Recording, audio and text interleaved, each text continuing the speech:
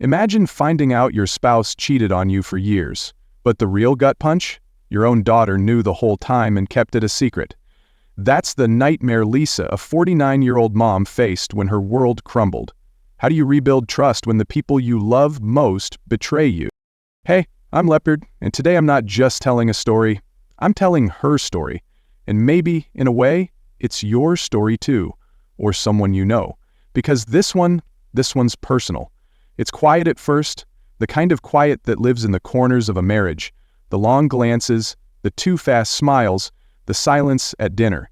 It's about a woman named Lisa. She's 49, a mother, a wife, someone who built her life around love, family, and trust. You'd pass her at the grocery store and never guess how much she was carrying. You'd see her at school drop-offs, maybe wave, maybe smile, never knowing she was living in the middle of a lie. For years, she thought the distance between her and her husband was just life. Jobs get busy, kids grow up, romance fades. She blamed herself, like a lot of good people do. Maybe she was too tired. Maybe she wasn't exciting anymore. Maybe this is what marriage just becomes after 20 years. And then one afternoon, everything broke. It didn't break with a fight. It didn't break with a confession. It broke with a whisper, quiet and almost cruel in how casual it was. Her daughter, 17 years old, looked her in the eye and said, "He's been cheating on you for a long time, Mom," and then went back to scrolling her phone like she'd just reminded her mom the milk was expired. Lisa didn't cry. Not right away. She just stood there, blinking, trying to understand what she'd just heard and how long her child had known. This story is about infidelity, sure, but it's about more than that. It's about silence. It's about loyalty. And it's about what happens when the people who are supposed to protect you stand by and let you burn. So if you've ever wondered what betrayal feels like, not just from a partner, but from your own child, then stay with me, because Lisa's story doesn't end where you think it does. Lisa, 49 years old, had spent 2 decades building a life with her husband Tom. They met when they were young, when dreams were still wide open and everything felt like it could last forever. She thought they were a team.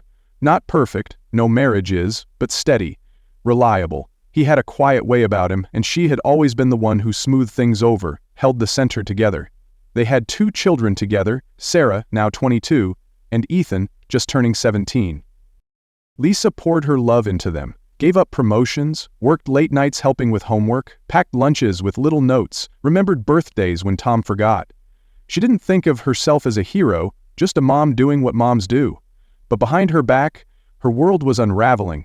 Tom had been cheating for 2 full years, 2 years of text messages sent when Lisa was in the shower, 2 years of secret getaways, of lies, of smiling at family dinners while carrying another woman's scent. And worst of all, Sarah knew. Her daughter knew. That was the part that broke her. Lisa found out by accident. She had borrowed Tom's tablet one night when her phone was dead. Just meant to check a recipe, that was all, but a notification popped up. A name she didn't recognize, a message that read, "Last night was amazing, same time next week." Her hands shook, her stomach flipped, but she kept reading. And that's when she saw Sarah's name. A message from Tom to his mistress saying, "Sarah's covering for me again. She told Lisa I'm at the gym." Lisa dropped the tablet like it burned her. At first she couldn't believe it. There had to be some mistake. But as she confronted Tom, the truth spilled out like a dam breaking. And when she looked at Sarah, her daughter's face crumbled. She didn't deny it. She just cried. Said she didn't want to hurt her mom. Said she didn't know what else to do. Said she felt stuck. Lisa didn't scream. She didn't break anything. She just went to her room and shut the door. And when the lock clicked behind her, something inside her shifted. It wasn't just the affair. It was the betrayal by the one person she had believed would always be on her side. Her child. Lisa remembered all the nights she stayed up with Sarah when she had a fever. The dance recitals, the late-night talks about boys and college and dreams. She remembered thinking, we're close. She tells me everything. And now, knowing Sarah had looked her in the eye, day after day while hiding something this huge, it made her question everything. Every hug, every "I love you," felt stained. Sarah had been just 17 when she found out about the affair. Lisa understood that. She was still a kid. But 17 is old enough to know the difference between right and wrong, and Sarah hadn't just stayed silent. She'd actively helped Tom lie, covered for him, gave him alibis. That wasn't fear, that was a choice. And it broke something deep inside Lisa. At first, Lisa didn't say anything. Sarah had just started college and Lisa didn't want to ruin that, so she smiled through the pain, waved goodbye at the dorm, sent care packages with cookies and gas cards and little notes. But something between them had changed. Lisa started answering Sarah's calls less. Her texts got shorter, not angry, just colder. Sarah noticed. She asked if something was wrong, and Lisa would say, "I'm just tired, sweetie, everything's fine." But it wasn't fine. Lisa was grieving. Not just the marriage, she was grieving the loss of trust, the loss of safety, the quiet betrayal that had crept into her home and sat at her table like it belonged. And the space between her and Sarah? It didn't shrink. It grew, like a crack in a windshield that spreads inch by inch until you realize the whole thing is shattered. Lisa still loved her daughter, that never changed. But love doesn't erase betrayal. And as much as she wanted to forgive, she didn't know how to move forward when every time she looked at Sarah, she saw the choice she medetto, protect the liar instead of the one who'd always protected her. That was the real heartbreak, not the affair, not the lies, but the silence from the person who should have been her safe place. A year and a half had passed since Lisa's world split in two, and in that time, she had done her best to build something new out of the broken pieces. She'd met Mike through a friend from work. He was kind, steady, a single dad raising a little girl named Emma. He wasn't flashy, but he showed up. He listened. He made coffee in the mornings and actually asked how her day was. It wasn't perfect, nothing ever is, but it was real and it was healing. For the first time in a long time, Lisa felt seen again. Mike planned a family trip to Disney for Emma's 10th birthday. It was his gift to her, but he wanted everyone included. Lisa's son, Ethan, Emma's two cousins. It was a big, messy, joyful group, the kind of trip where sunscreen gets in your eyes, someone spills ice cream, and you laugh until your stomach hurts. Lisa hadn't felt that kind of lightness in years. They took a group photo in front of Cinderella's castle, all sunburnt smiles and Mickey Mouse ears. Mike posted it on social media, proud and happy. He wasn't trying to hurt anyone, just sharing a memory. But that photo set everything off again. Sarah saw it. She didn't call for over a month. When she finally did, she was sobbing. Her voice cracked through the phone, accusing Lisa of replacing her, of shutting her out, of choosing Mike and Emma over her. Lisa tried to stay calm, but the words hit like punches. Sarah screamed that it had been years ago, that she was just a kid when she kept the secret, and that she never meant to hurt anyone. She said she thought she was protecting the family. Now she felt like the one being abandoned. Lisa tried to explain that she still loved her, that nothing had changed in her heart, but Sarah didn't want to hear it. She told Lisa to get over it, said she was tired of being punished for a mistake she made when she was a teenager. Lisa hung up the phone shaking, not in anger, just sadness, a deep, heavy grief that pressed down on her chest and made her question everything all over again. It didn't stop there. Tom, the ex-husband who started this mess, called next. Furious, accusing Lisa of throwing Sarah aside, of starting a new life with a younger man and his ready-made family. Lisa almost laughed at the irony. Tom was dating a 30-year-old, the same woman he cheated with. But now he was pretending to care about family loyalty. Lisa kept the call short. She didn't owe him explanations, not anymore. But what really broke her was what happened next. Ethan, her son, overheard a conversation between his grandmother and his aunt. They didn't mean for him to hear it, but he did. And just like that, he found out Sarah had known about the affair all along. He was crushed. Ethan had always looked up to Sarah, even if they weren't close. Now he barely spoke to her, said he couldn't trust her, said she wasn't the person he thought she was. Lisa didn't know what to say. She couldn't defend Sarah, but she didn't want her children at war with each other. The guilt ate at her.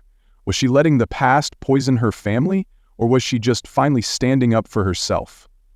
Lisa started therapy, alone at first. She needed space to process it all, to sit in her pain without having to explain it to someone who had caused it. The therapist helped her name what she was feeling: betrayal, grief, anger, loss, exhaustion, but also hope. Lisa knew Sarah had been young. She knew Tom had manipulated her. But knowing that didn't erase the ache. Because part of Lisa still couldn't understand why Sarah had chosen silence, why she hadn't come to her, told her, warned her, loved her enough to be honest. Every conversation with Sarah felt like opening a wound Lisa wanted to forgive her. She did, but the apologies always came with excuses. I was scared. I didn't know what to do. Dad told me not to. Lisa wanted just one moment where Sarah looked her in the eyes and said, "I'm sorry, I was wrong." No buts, no blame, just truth. But it never came. As more details came out, things got even messier. The timeline was wrong in Lisa's first post. Her sister had helped her type it and got confused. Sarah had been 17 when she found out, not 19. And it wasn't just family drama back then. Sarah had been in deep trouble. She'd been expelled from school after bullying another girl to the edge.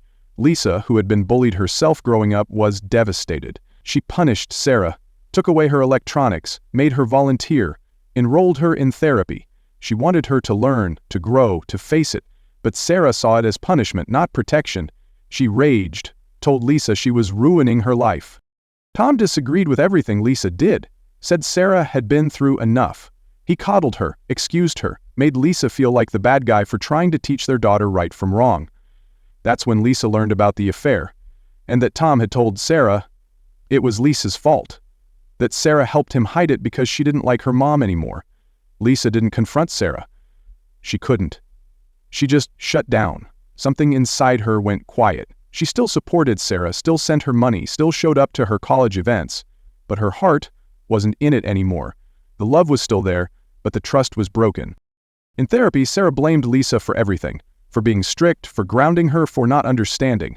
She refused to see how Tom had used her. She painted him as the hero, the victim, the only parent who ever got her. Lisa sat there, tears in her eyes, listening to her daughter rewrite history, and for the first time in her life she felt completely alone in her own family. Ethan called Sarah toxic, said she was manipulative, said Lisa should cut her off, but Lisa wouldn't do that. Couldn't. Because no matter what Sarah had done, she was still her child. And Lisa? Lisa was a mother. Even when it hurt. Even when it broke her. The breaking point didn't come in a loud moment. It wasn't a slam of a door or a screaming match across the kitchen table. It came in a softly lit therapy room, with tissues on the side table and a clock ticking too loud on the wall.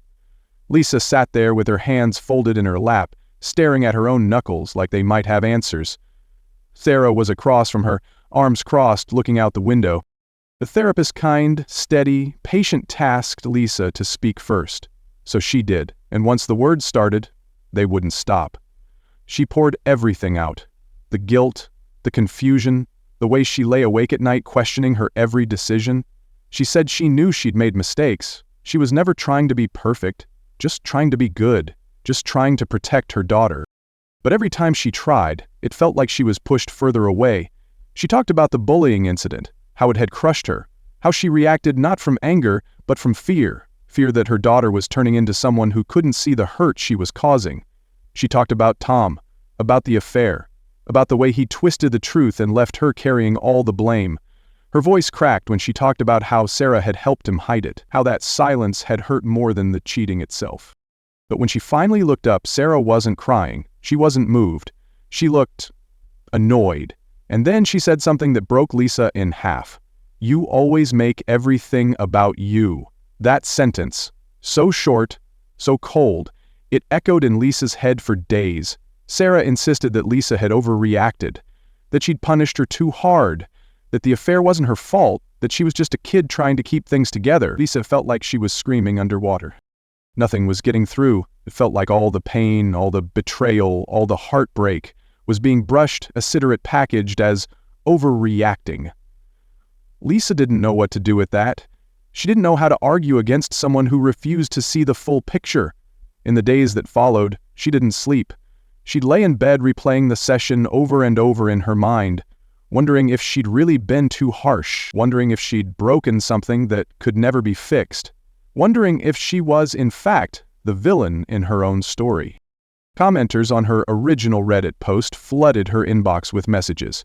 Some were kind, some were brutally honest, but the ones that stuck with her were the ones urging her to hold Sarah accountable, to stop dancing around the truth, to name the pain, to force a real conversation, not just for her own healing, but for Sarah's. Lisa knew they were right. So in the next session she tried. She really tried. She told Sarah that protecting someone who's done wrong isn't loyalty, it's complicity. She reminded her that the girl she bullied almost didn't make it. That silence, even when it feels safer, can be just as cruel as the harm itself. She said, calmly but firmly, that love without honesty is not love. That relationships don't survive on pretending. Sarah didn't yell. She didn't cry. She just shut down. Her body went stiff, her eyes glazed over, and she stopped talking. The therapist tried to break the tension, asked Sarah how she felt, but Sarah gave one-word answers. She was done. That session ended in silence, and when Lisa got home, she sat in her car for over an hour, unable to go inside. The next few nights were torture. She barely ate, barely slept. Every time she closed her eyes, she saw her daughter's face, the blank stare, the wall she'd put up. Lisa felt like she was losing her all over again. Like no matter how hard she tried to reach her, Sarah didn't want to be reached. And for the first time, Lisa allowed herself to ask the question she'd been afraid of since this all started. What if my daughter never comes back? She started spiraling, replaying every decision she'd ever made as a mother. Was she too strict? Too emotional? Did she expect too much? Was it possible she'd been so focused on teaching Sarah right from wrong that she forgot how to show her grace? The therapist reminded Lisa that this work, the work of healing, of rebuilding, isn't neat. It's not tied up with a bow. It's raw, it's messy, it takes time, but even those words felt thin in the face of such a heavy silence. And yet, through all the pain, Lisa couldn't let go, because even now, even after everything, she still believed in her daughter's goodness.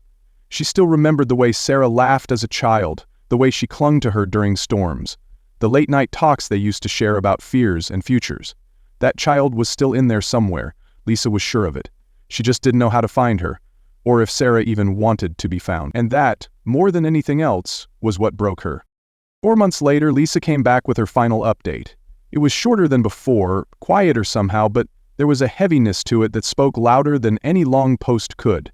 She shared that Sarah had stopped therapy, said it wasn't helping, said she was tired of digging through the past, tired of feeling like the villain in every story. Lisa didn't argue. She didn't push. She'd learned by now that forcing Sarah to look at the truth only made her retreat further, so she let go. Not of her daughter, but of the fight. They still talk, but it's surface stuff now. Weather, classes, random things that don't matter. No more deep talks, no more big blow-ups either, just quiet, polite distance. Like they're two people walking a hallway with doors they're not ready to open. And that realization that her daughter might never fully come back to her hurt Lisa more than she thought it would. But she's learning to live with that pain, to hold space for it without letting it take her down. Lisa said something in that final post that stuck with me. She said, "Healing doesn't happen in one direction." And she's right.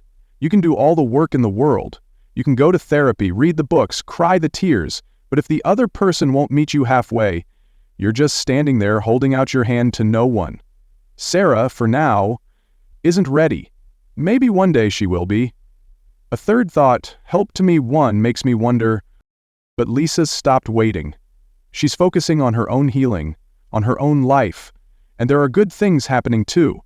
Lisa and Mike are moving in together this fall. It's not flashy or dramatic, just a small house with enough space for everyone to breathe. Emma's excited, Ethan's excited. And Lisa? Lisa says she's not sure what the future holds, but for the first time in years, she feels like it's hers again. Ethan also just got accepted into a college he's been dreaming about. He's quiet, like his mom, but Lisa says she can see a fire in him now. He's protective, he's thoughtful, and he's still hurting about what happened with Sarah, but he's finding his own way forward. Lisa's proud, not just of him, but of herself too, for surviving, for not giving up, for still choosing love even when it's hard. As for Sarah, she still talks to Tom, still sees him as the hero in all this. And that, Lisa says, is the part she's still learning to make peace with. Because it's one thing to be betrayed. It's another to watch your child hold hands with the person who did it. But Lisa knows she can't control that. She can only control what she brings to the table. And for now, that means keeping the door open, but not losing herself in the process. She told Reddit she's thankful for the support she got. The comments, the messages, even the hard truths. It made her feel less alone. Like someone out there understood the quiet kind of pain that comes from loving people who've hurt you. She's ready to close this chapter, not because it's all okay, but because she's tired of holding her breath. And if you ask me, I don't blame her. Lisa has done the work, she's owned her mistakes, she's tried, over and over, to bridge the gap between her and Sarah. But healing doesn't happen without honesty. And Sarah's still stuck in a version of the story where she did nothing wrong. She won't own the bullying, won't own the silence about the affair, won't see how deeply she wounded the one person who never gave up on her. That kind of denial makes reconciliation feel impossible. And maybe that's where this story really lands, not in some big dramatic reunion, but in a quiet kind of truth. Sometimes people we love choose a path we can't follow, and that doesn't mean we stop loving them. It just means we learn to love them from a distance. So, what do you think? Will Sarah ever come around? Or is this one of those families that stays fractured no matter how much love is poured into the cracks? I'd love to hear your thoughts. Drop them in the comments below, and as always, thank you for listening. Thank you for feeling this with me. Your support means more than I can say. Catch you in the next story. Be good to each other. If this story made you feel something, anger, sadness, maybe even a little hope drop, a comment below and let me know your thoughts. Have you ever had to choose between protecting your peace and holding on to someone you love? I read every word you share. And if you want more real stories like this, go ahead and hit that subscribe button and check out the next video on the channel. There's always more to unpack, more to feel, and more to learn together. Because if this story teaches us anything, it's this. Sometimes love isn't about holding on, it's about knowing when to let go, and still leaving the door open just in case they find their way back.